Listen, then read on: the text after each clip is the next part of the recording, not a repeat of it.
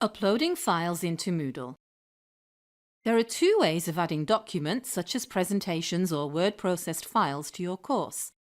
One way is dragging and dropping, as we've seen in an earlier video. If you can't use drag and drop, this next method uses Moodle's Activity Chooser and File Picker. To upload files this way, we need to turn on the editing by clicking the link in the gear menu top right. Then, in the section where we'd like to upload the document, we click the link Add an activity or resource.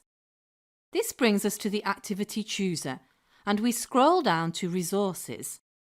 A document is a resource, and we're going to add a file. So we click File twice to go straight to the setup screen. Name is important because the name is what the students will see on the page when accessing it. The description is also important. You may or may not want a description, but if you do and you want it displayed on the course page, tick the box.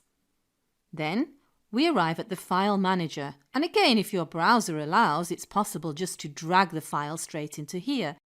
But we are going to click Add, and this takes us to Moodle's File Picker, which we will explore in another video. We just want to upload a document, so let's ignore for now the other options. We can choose or browse for a file and then click to find the file we want. We can change its name if we want to, we don't have to.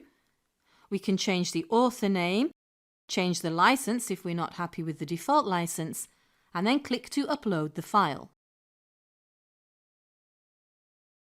It's worth exploring some of the other settings, such as in Appearance, we can display the size of a document, useful if your students have poor internet connections. And we can also display when it was uploaded, so let's do that. If we now save and return to course, we can see our file displayed on the page with its upload date. And note too that, like our presentation file above it, it has a useful icon which also shows students what type of file it is.